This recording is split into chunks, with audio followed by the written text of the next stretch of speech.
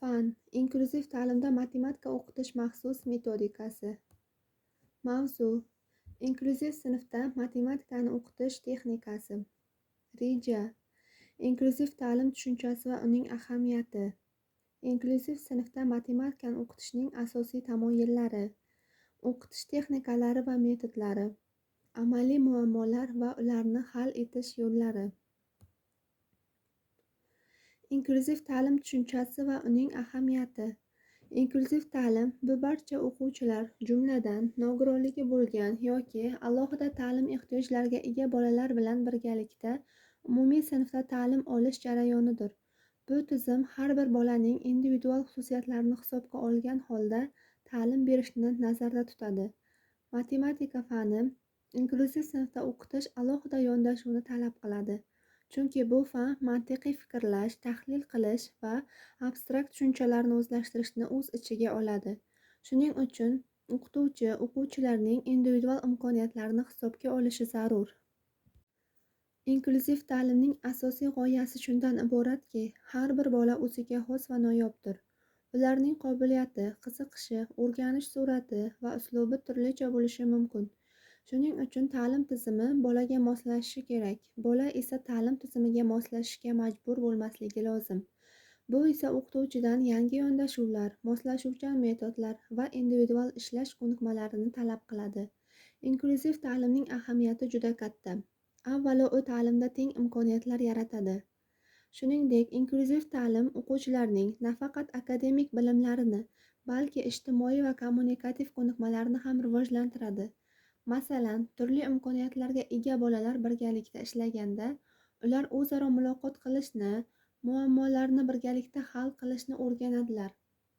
Bu jarayon ayniqsa matematika fanini o'rganishda muhimdir. Chunki matematika mantiqiy fikrlash, tahlil qilish va muammo yechish ko'nikmalarini rivojlantiradi.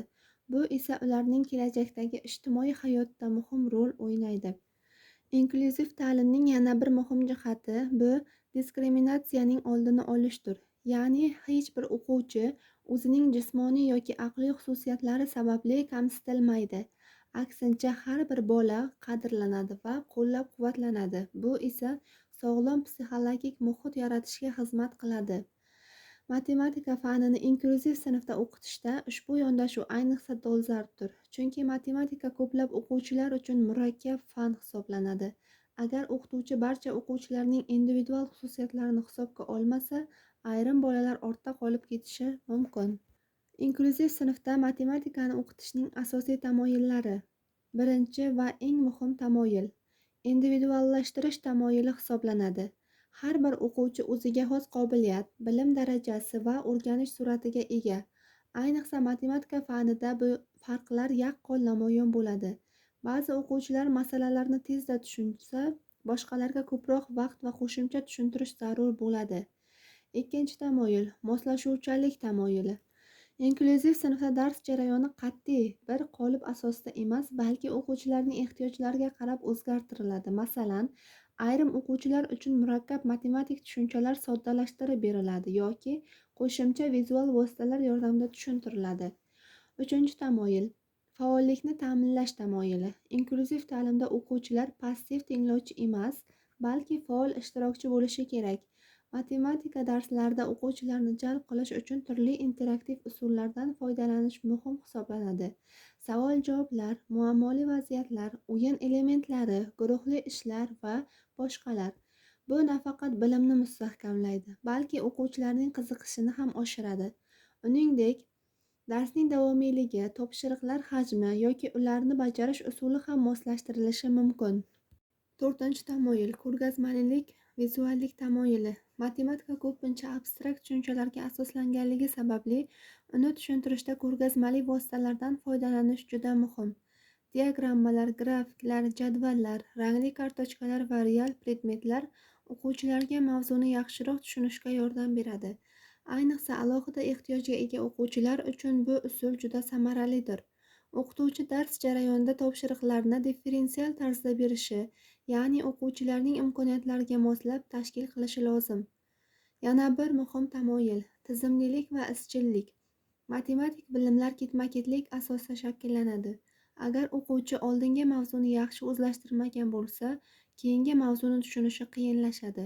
Shu sababli o'qituvchi darslarni izchil rejalashtirishi, mavzularni bosqichma-bosqich o'rgatishi va muntazam ravishda takrorlash ishlari olib borishi kerak.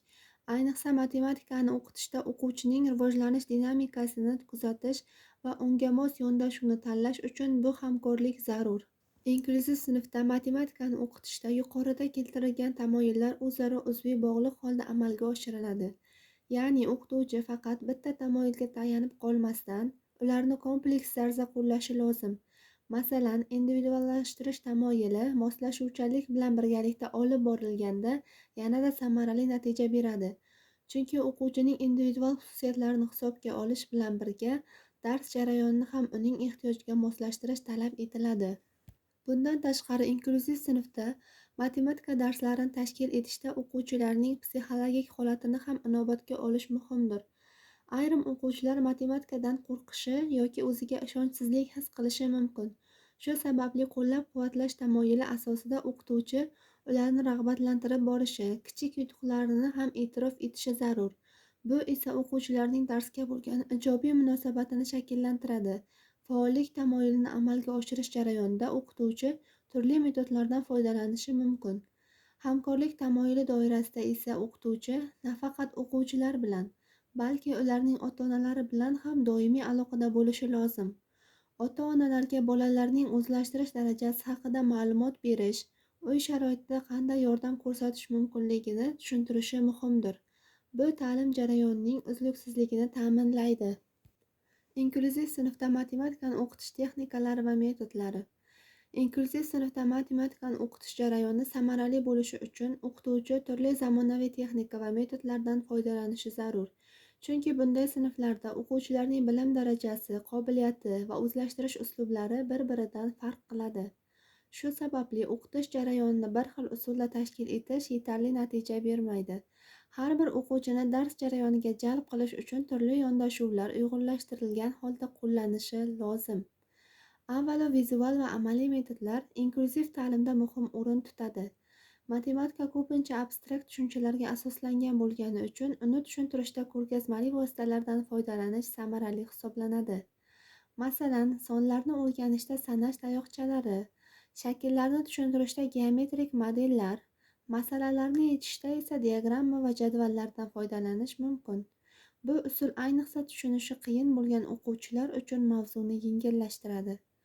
Inklyuziv ta'limda interaktiv metodlar ham keng qo'llaniladi. Bular qatoriga savol-javob, muammoli vaziyatlar yaratish, rolli o'yinlar va matematik o'yinlar kiradi. Masalan, kim tez yechadi, top va tushuntir kabi o'yinlar o'quvchilarning qiziqishini oshiradi va ularni faol fikrlashga undaydi. Bu usullar orqali o'quvchilar darsda zerikmaydi va bilimni osonroq o'zlashtiradi. Kooperativ guruhli o'qitish metodi ham inklyuziv sinfda samarali hisoblanadi. Bu metodda o'quvchilar kichik guruhlarga bo'linib ishlaydi. Har bir guruhda turli darajadagi o'quvchilar bo'lishi maqsadga muvofiqdir. Kuchli o'quvchilar boshqalarga yordam beradi. Bu esa ham bilimni mustahkamlaydi, ham ijtimoiy ko'nikmalarni rivojlantiradi. Shu bilan birga bu usul o'quvchilar o'rtasida hamkorlik va o'zaro hurmatni shakllantiradi. Axborot-kommunikatsiya texnologiyalaridan AKT foydalanish ham zamonaviy ta'limning ajralmas qismidir. Matematika darslarida interaktiv doskalar, kompyuter dasturlari, mobil ilovalar va onlayn platformalardan foydalanish o'quvchilarning qiziqishini oshiradi. Masalan, animatsion misollar yoki interaktiv mashqlar orqali murakkab mavzularni sodda va tushunarli shakllarda tushuntirish mumkin. Bundan tashqari, individual o'qitish texnikasi ham muhim ahamiyatga ega. Ayrim o'quvchilar bilan alohida ishlash, ularga qo'shimcha tushuntirish berish yoki individual topshiriqlar taqdim etish orqali ularning bilim darajasini oshirish mumkin. Bu ayniqsa alohida ta'lim ehtiyojiga ega o'quvchilar uchun zarurdir. Baholash jarayonida ham moslashuvchan metodlardan foydalanish lozim. An'anaviy baholash bilan birga formativ baholash, ya'ni o'quv jarayonida baholab borish usuli qo'llaniladi. Bu o'quvchining rivojlanish dinamikasini kuzatish va o'z vaqtida yordam berish imkonini yaratadi. Amaliy muammolar va ularni hal etish yo'llari. Inklyuziv sinfda matematikani o'qitish jarayoni ko'plab ijobiy jihatlarga ega bo'lishi bilan birga, o'ziga xos muammolarni ham keltirib chiqaradi. Bu muammolar asosan o'quvchilarning individual farqlari, resurslarning yetishmasligi va o'qituvchining tayyorgarlik darajasi bilan bog'liq. Shu sababli bu muammolarni aniqlash va ularni samarali hal etish yo'llarini ishlab chiqish muhim ahamiyatga ega. Avvalo, eng ko'p uchraydigan muammolardan biri o'quvchilarning bilim darajasi va o'zlashtirish sur'atining turlicha bo'lishidir. Inklyuziv sinfda ba'zi o'quvchilar matematikani tez o'zlashtirsa, boshqalari uchun bu jarayon ancha murakkab kechadi. Natijada o'qituvchi barcha o'quvchilarni bir xil darajada jalb etishda qiyinchilikka duch keladi. Bu muammoni hal etish uchun differensial yondashuvdan foydalanish zarur. Ya'ni topshiriqlar turli darajada beriladi. Individual va guruhli ishlar tashkil etiladi. Shu orqali har bir o'quvchi o'z imkoniyati darajasida bilim oladi.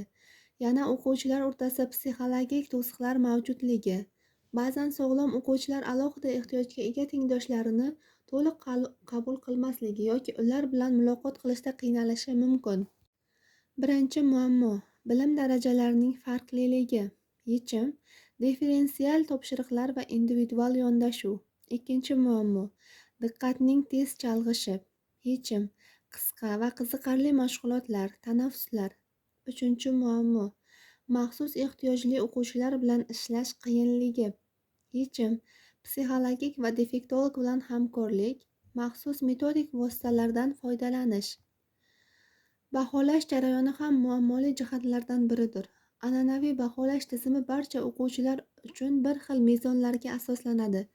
Bu esa inklyuziv sinf uchun har doim ham to'g'ri kelavermaydi. Shuning uchun moslashuvchan baholash usullaridan foydalanish, ya'ni o'quvchining individual rivojlanishini inobatga olgan holda baholash muhimdir.